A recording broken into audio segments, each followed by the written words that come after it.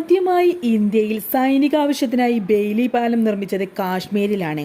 ലഡാക്കിലെ ദ്രാസ് നദിക്കും സുറു നദിക്കുമിടയിലായിരുന്നു ആ പാലം പണിതത്.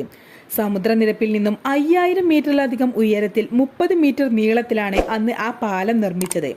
1973 തിരുവനന്തപുരം കൊല്ലം റോഡിലെ ആറ്റിങ്ങൽ പൂവമ്പാറ പാലം തകർന്നപ്പോൾ 105 അടി നീളത്തിൽ ആദ്യമായി കേരളത്തിൽ ഇങ്ങനെയൊരു പാലം സൈന്യം പണിയുകയുണ്ടായി. പിന്നീട് പത്തനംതിട്ട ജില്ലയിലെ പമ്പാ നദിയിലെ റാന്നി പാലം തകർന്നപ്പോൾ 1996 നവംബർ 8 സൈന്യം ബെയ്ലി പാലം പണിയുകയുണ്ടായി. പിന്നീട് 2011 ശബരിമല സന്നിധാനത്തും 2017 കല്ലടയാറ്റിൽ ഏനാത്ത് പാലത്തിന് ബലക്ഷയം സംഭവിച്ചപ്പോഴും ബെയ്ലി പാലം നിർമ്മിച്ചിരുന്നു. ഇപ്പോൾ വയനാട്ടിൽ നിർമ്മിച്ച ഈ പാലത്തിന് 24 ടൺ ശേഷിയും 190 അടി നീളവുമുണ്ട്.